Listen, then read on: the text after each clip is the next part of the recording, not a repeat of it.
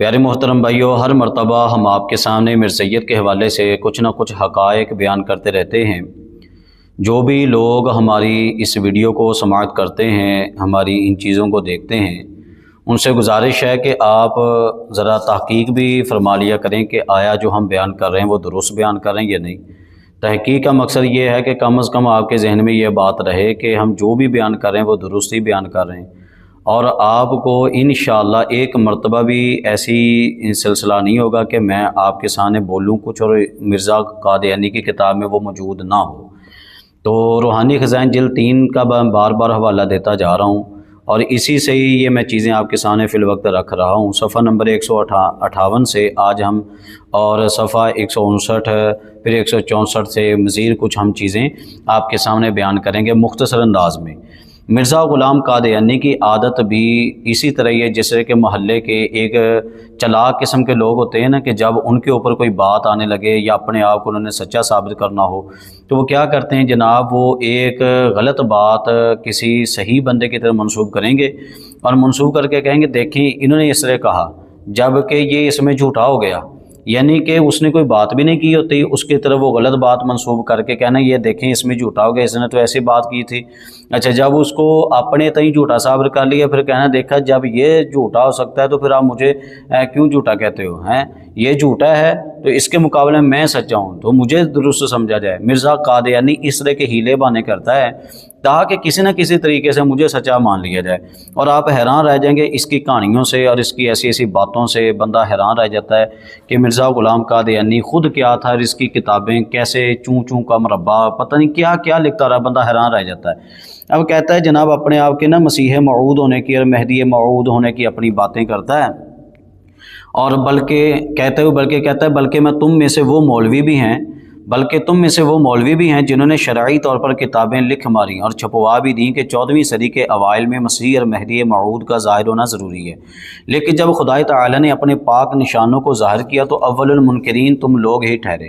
اب اس نے یہاں پہ اپنی طرف سے الزام گڑھا اور علماء پر یہ الزام لگایا کہ علماء نے یہ کتابیں لکھی تھی کہ 14ویں صدی میں مسیح موعود آئے گا اور 14ویں صدی کے اندر جناب مہدی موعود آئیں گے۔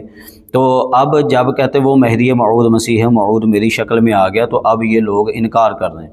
مرزائی قادیانی، ساری دنیا کے جتنے بھی مرزائی قادیانی ہیں، تمام قادیانی ذریت کو میرا چیلنج ہے کہ کسی ایک صحیح مسند عالم سے یہ بات آپ ثابت کر دیں کہ جناب جس نے یہ لکھا ہو، واضح طور پر لکھا ہو اور صریح طور پر قطعی انداز میں یہ لکھا ہو کہ 14ویں صدی میں امام مہدی یا حضرت عیسیٰ تشریف لائیں گے، جبکہ آپ کو یہ کہیں بھی نہیں ملے گا۔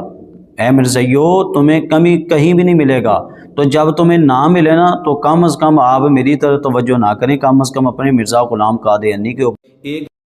جنہیں کہ کس طرح کے جناب یہ جھوٹ بولتا جا رہا ہے، جھوٹ کے انداز میں آپ نے اس کو کہنا کہ تم کتنے جھوٹے ہو۔ آگے دیکھیں کیسے دعوے کرتا ہے اپنے لیے، کہتا ہے اور قوت ایمانی کے آثار میں سے جو اس عاجز کو دی گئی ہے کہ استجابت دعا بھی ہے، اس عاجز پر ظاہر کیا گیا کہ جو بات اس عاجز کے دعا کے ذریعے سے رد کی جائے وہ کسی اور ذریعے سے قبول نہیں ہو سکتی، اور جو دروازہ اس عاجز کے ذریعے سے کھولا جائے وہ کسی اور ذریعے سے بند نہیں ہو سکتا۔ کہتا ہے میری دعائیں اتنی قبول ہوتی ہیں کہ جس بات کی طرح میں اشارہ کر دوں وہ اسی طرح ہو جاتی ہے، جو بات میری زبان سے نکل جائے اسی طرح پوری ہو جاتی ہے۔ ادھر یہ حالت ہے، جبکہ حالت ادھر یہ ہے کہ یہ پیر میرے علی شاہ صاحب کا سامنا نہ کر سکا، ہمارے علماء کا سامنا نہ کر سکا، جب ان کی طرف سے یہ چیلنج تھا کہ تمہارے اندر جب اتنی صلاحیت ہے، تم اپنی طرف سے یہ دعوے بھی کرتے ہو کہ میں جو کرتا ہوں جو بات کرتا ہوں وہ پوری ہو جاتی ہے، تو چلو پھر لکھو نا تفسیر، قرآن پاک کی تفسیر لکھو کہ جس میں تمہارا قلم خود لکھے، تم نے نہیں لکھنا، قلم کو آرڈر دو، تمہاری بات تو پوری ہوتی ہے، تو چلو لکھو پھر۔ پیر میرے علی شاہ صاحب نے فرمایا میں بھی اپنے قلم کو آرڈر دوں گا، وہ بھی لکھے گا۔ تو جب اس طرح کا چیلنج سامنے ہوا تو پھر جناب اس کی ویسے ہی ہوا نکل گئی، پھر وہ سیانے کہتے نا کام آدھے کیا ٹگے نہیں مار دے، یہ حالت ہے اس کی جناب، جو ہوئی کوا تو اس کی بات کیا جناب چلے گی، وہ کہیں کرنا اس طرح کے نظام چلاؤں، وہ معاملہ تو اس کا ہوتا ہی رہتا ہے۔ تو اسی طرح یہ اپنی طرف سے باتیں چھوڑتا ہے، جبکہ اس کی ساری زندگی خود اس کے ہی اپنی ہی متضاد ہیں، ورنہ کوئی جواب تو دے نا، جواب تو دینا اس حوالے سے کہ بھئی کہ کس طرح کا یہ سچا بندہ تھا کہ پیر میرعلی شاہ صاحب کا مقابلہ یہ کیوں نہ کر سکا۔ اچھا پھر آگے دیکھیے صفحہ 159 پر یہ کیا کہتا ہے، کہتا اور ایک پھل قوت ایمانی کا اسرار حقہ و معارف دنیا کا ذخیرہ ہے جو اس عاجز کو خدائے تعالیٰ کی طرف سے عنایت ہوا ہے۔ پس جو شخص اس عاجز کی تالیفات پر نظر ڈالے گا یا اس عاجز کی صحبت میں رہے گا، اس پر یہ حقیقت آپ ہی کھل جائے گی کہ کس قدر خدائے تعالیٰ نے اس عاجز کو دقائق و حقائق دنیا سے حصہ دیا۔ کہتا ہے اگر تم میری کتابیں پڑھو گے نا تو میری کتابیں پڑھنے سے تمہیں پتہ چلے گا کہ اللہ پاک نے کیسے علوم، کیسے معارف، کیسی دقیق چیزیں، کیسے نکات سے اللہ پاک نے مجھے نوازا ہوا ہے، جبکہ میں تو خود اس کی تیسری جلد کے جناب کا مطالعہ جاری ہے اور بالتفصیل مطالعہ ہے، اور ایک لفظ بھی میں چھوڑ نہیں رہا، اور میرے سامنے جو اس کی چیزیں آئیں وہ آپ نے سماعت بھی کر لیں۔ اتنی ساری ویڈیوز جناب 130 کے قریب ویڈیوز بن چکی ہیں، وہ ساری اسی کی کتابوں سے، ابھی تیسری جلد سے اتنی ساری ویڈیوز بن، وہ دقائق معارف جو اس کی کتابوں وہ میں نے نکال کے بتائے ہیں، اس کے دقائق معارف کوئی اس سے اتفاق تو کرے۔ میں جو اس کے دقائق معارف بیان کرتا ہوں اس سے مرزائی قادیانی اتفاق ہی نہیں کرتے، کیونکہ پتہ ہے ان کو کہ جو دقائق و معارف ہیں مرزا قادیانی جن کو دقائق معارف نکات کا نام دیتا ہے، وہ کچھ نہیں، وہ صرف فضولیات ہیں، وہ لغویات ہیں، وہ چولیات ہیں، وہ گندیات ہیں، وہ سارا کچھ ہیں۔ ہاں جی، تو یہی ساری چیزیں ہیں۔ تو اور اس کی کتابوں میں آپ کو کیا ملے گا، ورنہ جو میں نے اتنی ساری ویڈیوز بنائی ہیں اس میں ساری حقیقت آپ کے سامنے کھل سکتی ہے اگر آپ توجہ کریں۔ اچھا پھر آگے دیکھیے کیسی عجیب بات میں آپ کو بتاؤں گا۔ آج آپ کو مرزا انجینئر اور اس کے فالوور ملیں گے، اور طرح طرح کے جناب یہ شتونگڑے اس کے مرزا انجینئر کے نکل کے باتیں بھلا کیا کریں گے، وہ کہیں گے جی اچھا تمہارے بابوں کی کرامتیں، تمہارے باب کرامتیں دکھاتے تھے جی، اچھا یہ کیمرے کا دور ہے تو پھر آج کے دور میں وہ کرامت کیوں نہیں نظر آتی؟ میں ایسے بندوں سے سوال کرتا ہوں، اے مرزا انجینئر کے فالوور اور اے جتنے بھی اس کو ماننے والے، تمہارے منہ پر کبھی قادیانیوں کا نام کیوں نہیں آتا؟ حالانکہ قادیانی لوگ بھی اپنے بابے کی کیسی کیسی جناب باتیں بیان کرتے ہیں، تو تم قادیانیوں کو کیوں نہیں کہتے بھائی کرامت کا؟ آج کرامت اگر تم نے دکھانی ہے تو پھر کیمرے میں دکھاؤ،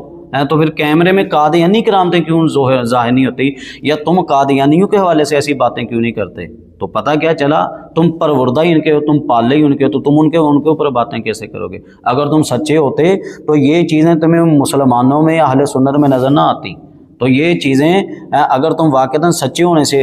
ہونے کے اعتبار سے بات کرتے ہو، ویسے سچا بندہ تو ان چیزوں پر اعتراض کر بھی نہیں سکتا، کیونکہ یہ اللہ رسول کی جانب سے یہ چیزیں عطا کردہ ہوتی ہیں، اجازت یافتہ ہوتی ہیں، قرآن و حدیث اس کے اوپر شاہد ہیں، اور نہ میرا فی الوقت یہ موضوع ہے۔